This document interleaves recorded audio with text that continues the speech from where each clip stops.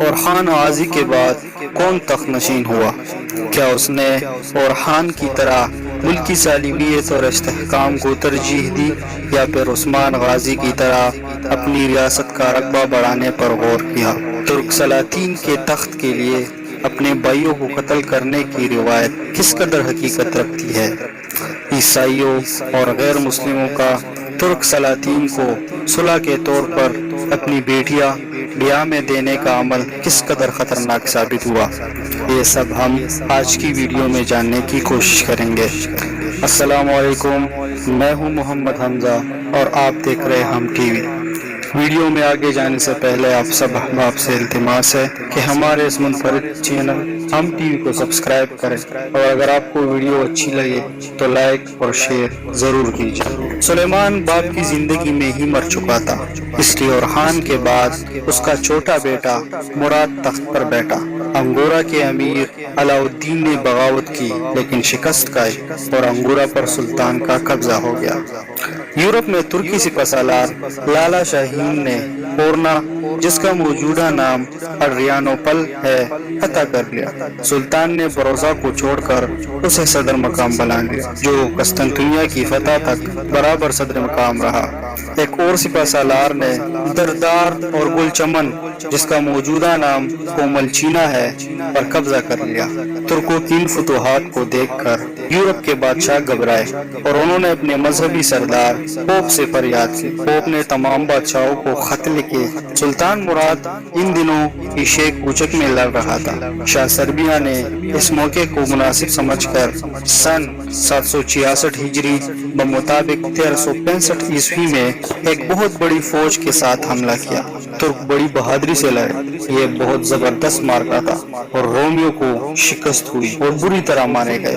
مراد ایشیک کوچک کے جھگڑے ختم کر کے اورنا واپس آیا اور ملک کے انتظام میں لگ گیا۔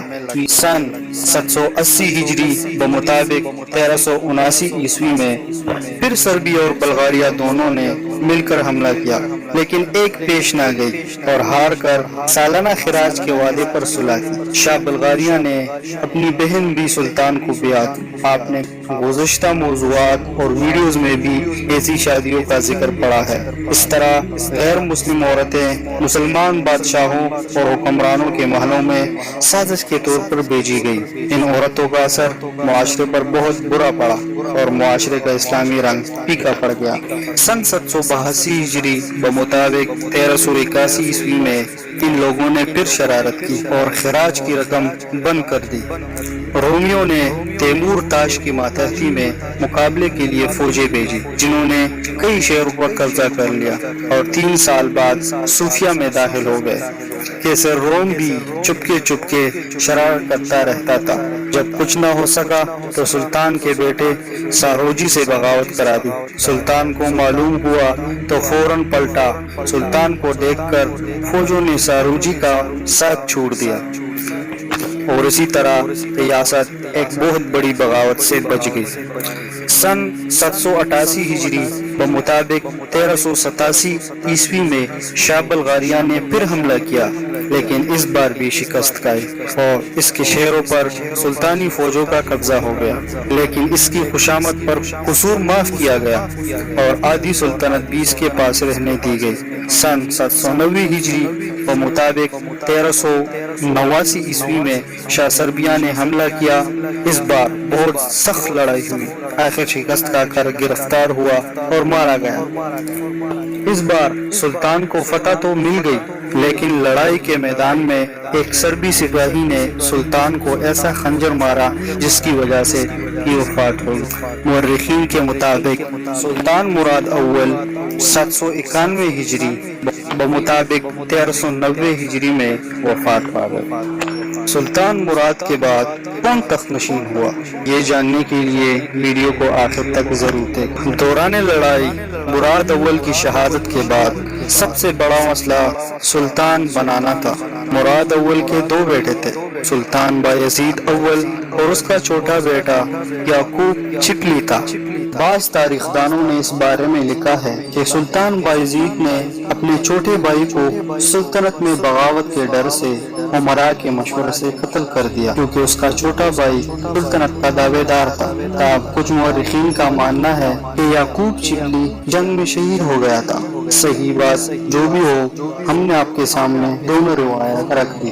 سلطان مراد کی شہادت کے بعد میدان میں ہی بایزید کی بچاعت کا اعلان کر دیا گیا۔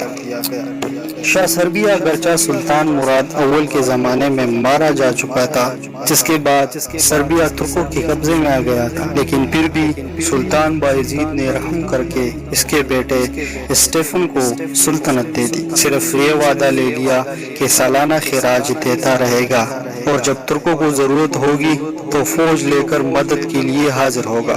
اسٹیفن نے اسے قبول کیا اور اپنی بہن سلطان کے نکاح میں دے دی۔ چونکہ سربیہ کی لڑائی میں کیسر روم بھی در پردہ شریک تھا، اس لیے سلطان بایزید کے کوچک کے رومی علاقے پر قبضہ کر لیا اور قسطنطنیہ پر چڑھائی کر دی۔ لڑائی ہو رہی تھی کہ خبر آئی کہ رومانیہ کا صوبہ دار ڈیوک مانس ایک بڑے لشکر کے ساتھ تانی پایا تخت اورنا کی طرف بڑھ رہا ہے۔ بایزید فوراً لوٹا اور ڈیوک کے خلاف جنگ لڑی۔ بہت خطرناک جنگ لڑنے کے بعد سلطان کو فتح نصیب ہوئی، لیکن سلطان نے صرف سالانہ خراج کے وعدے پر ملک اسی کے پاس رہنے دیا۔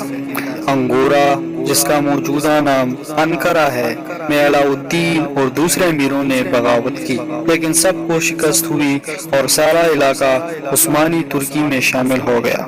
793 ہجری بمطابق 1392 عیسوی میں بلغاریہ فتح ہو کر سلطنت میں شامل ہوا۔ چونکہ بادشاہ کا بیٹا مسلمان ہو گیا تھا، اس لیے وہی صوبے دار مقرر ہوا۔